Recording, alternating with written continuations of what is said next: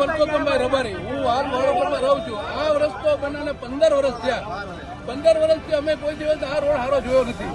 અત્યારે આ રોડ જે બગડ્યો છે એમાં ખાડા પૂરવા આવે તો જેવા તેવા પૂરી જાય, કોઈ કમ્પ્લેટ ખાડા નથી પૂરતું. તમે જોઈ શકો છો અત્યારે આજથી 15 દિવસ પહેલા જે ખાડા પૂર્યા હતા એમાં કોઈ એમ કે આ ખાડો પૂરેલો છે તો આપણે ક્યાં ઇનામ આપવાનું એ લોકોને.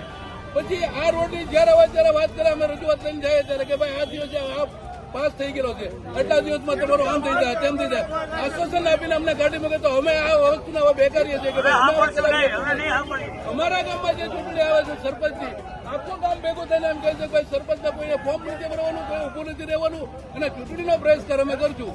તો વહેલી છતાં અમારા સરકારમાં એ માંગણી છે કે આ કોઈ વસ્તુમાં વિવાદમાં પડ્યા વગર જો અમને રજૂઆત થઈને અમારું રજૂઆતનો નિકાલ આપે તો અમારે કોઈ વસ્તુમાં પડવાનું નથી. એટલે નકર પછી આનાથી આગળ પગલા અમે લઈશું. મતદાનનું તો બહિષ્કારનું આપણે કીધું છે કે આખું કામ કરે છે કે ભાઈ કોઈ સરપંચને કોઈ ઉભું રહેવાનું નથી. એટલે જેમ બને એમ અમારી અપીલથી વાત કરીએ, ધમકી કહો તો ધમકીથી વાત કરીએ સરકારને કે ભાઈ તાત્કાલિક રોડ જોવો એમ.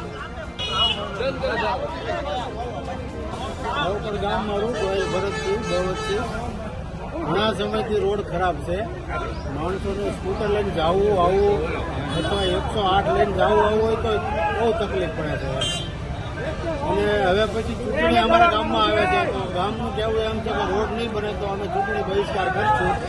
અને આજથી નાના કોકરા સુધી આવો નવો રોડ છે ખરાબ, એકે બાજુ હલાય એમ જ નથી. એમ 60 થી નાના મોટા કોકરા સુધી રોડ ખરાબ જ છે. એમ તમે એકે બાજુ હાલી શકો ને એવો રોડ છે.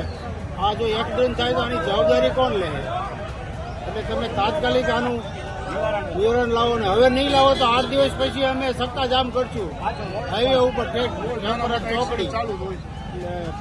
તાત્કાલિક આનો નિર્ણય લેવો. એમ રોજ એક્સિડન્ટ થાય છે નાના મોટા બાળકો.